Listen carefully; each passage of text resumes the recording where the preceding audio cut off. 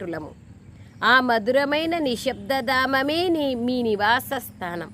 అక్కడికి ఇప్పుడు వెళ్ళాలి.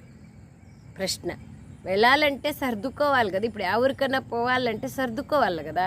ఇప్పుడు మౌంట్ అబుకి పోవాలంటే ఒక వారం రోజులు 15 రోజుల నుంచి సర్దుకుంటాం కదా. అక్కడికి వెళ్ళాలంటే సర్దుకోవాలి కదా. ఏమొస్తాయో అవి రెడీ చేసుకోవాలి కదా.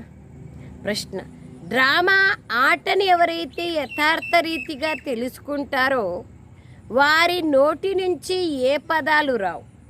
జవాబు, ఇది ఇలా జరిగి ఉండకపోతే అలా జరిగి ఉండేది, ఇలా జరగకుండా ఉండాల్సింది అనే పదాలు డ్రామా ఆట గురించి తెలిసిన వారు అన్నారు.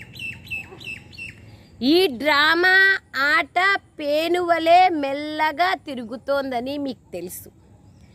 ఏదైతే జరుగుతోందో అదంతా డ్రామాలో రచింపబడి ఉంది. చింతించాల్సిన విషయమే లేదు, దేనికి చింతించాల్సిన విషయం లేదు. కానీ ప్రాక్టికల్గా ఎవరో ఇప్పుడు లాస్ అయిపోయినారు. అసలు వాళ్ళ దగ్గర ఉండే ప్రాపర్టీ అంతా పోయింది. అప్పుడు దేనికి చింతించాల్సిన అవసరం లేదు అని మనం అనుకుంటే వాళ్లకు ఇప్పుడు ఎట్లా నడిచేది అని వాళ్ళు చింత చేస్తా అంటే దేనికి చింతించాల్సిన అవసరం లేదు అంటే ఎందుకు బాబా ఈ మాట చెప్తారంటే దాన్ని యథార్థంగా అర్థం చేసుకొని మనం ఇతరులకు చెప్పేది కాదు, మనకు వచ్చినప్పుడు మనం దాన్ని ఫాలో అప్ కావాలి. ఓం శాంతి. బాబా డ్రామా గురించి చెప్పి ఓం శాంతి అంటున్నారు. సారం, మన నుండి ఎవ్వరూ దోచుకోలేనటువంటి కొత్త విశ్వరాజ్యాన్ని బాబా మనకిస్తారు. ఈ సంతోషంలో పరిగెత్తాలి. బాబా అంటున్నారు గంతులేయాలి. ఆ ఖుషీతో అట్లే డ్యాన్స్ చేయాలి.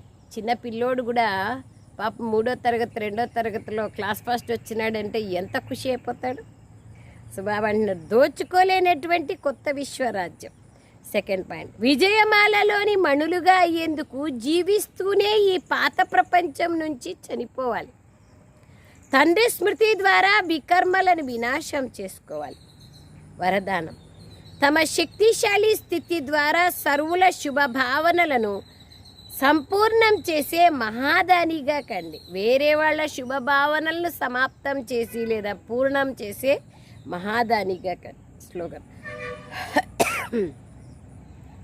సదా ఈశ్వరీయ మర్యాదలపైన నడుస్తూ ఉన్నట్లయితే మర్యాద పురుషోత్తములుగా అయిపోతారు.